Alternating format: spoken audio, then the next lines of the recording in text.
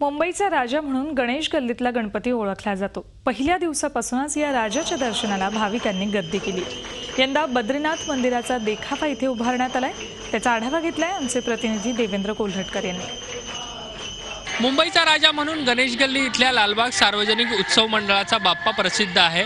यंदा या मंडळाने भक्तांसाठी खास आकर्षक असा देखावा साकार केलेला आहे। तो देखावा मी आपल्याला दाखवतोय। हा देखावा आहे उत्तराखंड इथल्या बद्रीनाथ मंदिराचा। चारधामपैकी एक असणाऱ्या बद्रीनाथ मंदिराची हुबेहूब प्रतिकृती जी आहे यंदा या मंडळाने साकार केलेली आहे। आणि हीच प्रतिकृती पाहण्यासाठी किंवा बाप्पाची मूर्ती पाहण्यासाठी सकाळपासूनच गणेश भक्तांची मोठी रांग जी आहे ती आपल्याला या ठिकाणी पाहायला मिळते। हे मंडळ प्रसिद्ध आहे खास करून वेगवेगळ्या प्रकारच्या प्रतिकृती आणि बाप्पांची भव्य मूर्ती यासाठी। यंदाची बाप्पाची जर मूर्ती बघितली तर आपल्याला पाहायला मिळेल की 22 फुटाची ही मूर्ती आहे। विष्णू रूपातली ही मूर्ती आहे आणि बाप्पाचा एक लोभस आणि भव्य रूप जे आहे ते आपल्याला या ठिकाणी पाहायला मिळते। एकंदरीतच यंदाच्या या सगळ्या उत्सवाविषयी बोलण्यासाठी माझ्यासोबत मंडळाचे सचिव आहेत स्वप्नील परब, त्यांच्याशी आपण बातचीत करतोय। दरवर्षी मोठा उत्साह जो आहे तो आपल्या मंडळामध्ये पाहायला मिळतोय।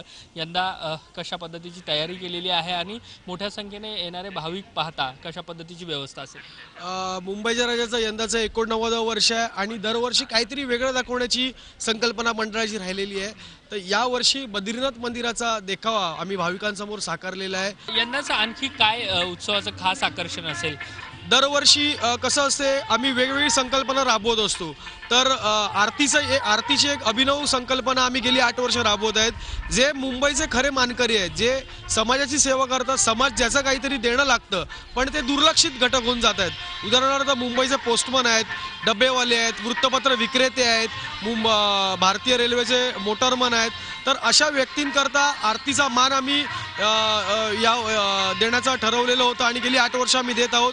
यंदा जे आणि केमच्या नर्सेस आहेत, पोस्टमन आहेत, गँगमन ट्रॅकमन आहेत, आज अग्निशामक दलाचे जवान आहेत, यांना आम्ही यावर्षी आरतीचा मान दिलेला आहे। धन्यवाद ही सगळी बातचीत केल्याबद्दल। व्हिडिओ जर्नलिस्ट सुमेश भालेरावचा देवेंद्र कोल्हटकर, झी मीडिया, मुंबई।